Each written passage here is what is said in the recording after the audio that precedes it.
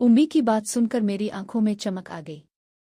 उन्होंने अपनी तरकीब बताते हुए कहा, मैं तुम्हारे अबू से कहूंगी कि मेरी वालिदा, तुम्हारी नानो, की तबीयत ठीक नहीं है और मुझे कुछ दिन के लिए बहावलपुर जाना पड़ेगा।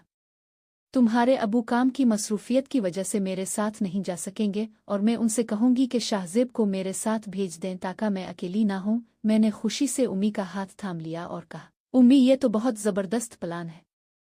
वहाँ गांव में नानों का घर बड़ा है और हमें काफ़ी वक्त मिल जाएगा। अगले दिन जब अबू लाहौर से वापस आए तो वो काफ़ी थके हुए थे। उम्मी ने मौके पाकर वही बात छेड़ दी जो हमने रात को तय की थी। शुरू में तो अबू थोड़ा हिचकिचाए कि एक हफ्ता अकेले कैसे रहेंगे, मगर उम्मी ने जब नानू की बीमारी का वास्ता दिया तो वो मान गए। अबू ने कहा, ठीक है शाहजेब, तुम कल ही उम्मी को लेकर निकल जाओ, लेकिन वहां पहुंचकर मुझे फ़ोन कर देना। वो अगली सुबह हमने अपना सामान बांधा। मेरा दिल जोर जोर से धड़क रहा था। मैंने और उम्मी ने एक दूसरे की तरफ देखा और एक पुरअसरार मुस्कुराहट का तबादला किया। जब हम बस में बैठे तो सफ़र लंबा था, मगर मुझे इस थकन का एहसास तक न था। उम्मी मेरे साथ वाली सीट पर बैठी थीं और पूरे रास्ते हम खामोशी से एक दूसरे का हाथ थामे रहे, जैसे कोई गहरा राज शेयर कर रहे हों। जैसे ही हम नानों के गांव पहुंचे, वहां का माहौल शहर से बिल्कुल मुख्तलिफ था। नानों का घर गांव के किनारे पर था, जहां खामोशी और सुकून था। नानो वाकई थोड़ी बीमार थीं, इसलिए वो शाम होते ही अपने कमरे में सो गईं। अब घर में सिर्फ मैं और उम्मी जाग रहे थे। रात के खाने के बाद उम्मी सह में टहल रही थी। चांद की रोशनी में वो बिल्कुल किसी परी जैसी लग रही थी। मैं उनके पास गया और आहिस्ता से कहा, उम्मी, यहाँ तो कोई रोकने टोकने वाला भी नहीं है। उम्मी ने मेरी तरफ देखा। उनकी आंखों में वही बेचैनी थी जो मैंने इस रात देखी थी। उन्होंने मेरा हाथ पकड़ा और कमरे की तरफ ले जाते हुए बोले, आज से ये एक हफ्ता सिर्फ हमारा है। रात का सन्नाटा गहरा हो चुका था और गांव की खामोश फजाओं में सिर्फ झींगरों की आवाज़ें सुनाई दे रही थीं। उम्मी ने कमरे का दरवाज़ा अंदर से बंद कर लिया।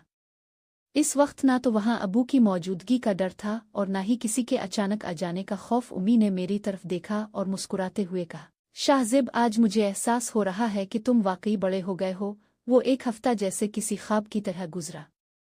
हम दिन भर नानों की खिदमत करते और उनका ख्याल रखते, लेकिन जैसे ही रात होती वो पूरा घर और वो सारी तन्हाई सिर्फ हमारी होती। मैंने उम्मी को वो खुशी और वो वक्त दिया जिसकी वो हकदार थी। उनके चेहरे की वो चिड़चिड़ाहट खत्म हो चुकी थी और अब उनके चेहरे पर एक अजीब सा निखार और सुकून आ गया था। जब वापसी का दिन आया तो हम दोनों के दिल उदास थे, लेकिन हमने एक दूसरे से एक वादा किया था। ये हमारा एक ऐसा राज था जिसे दुनिया कभी नहीं जान सकती थी।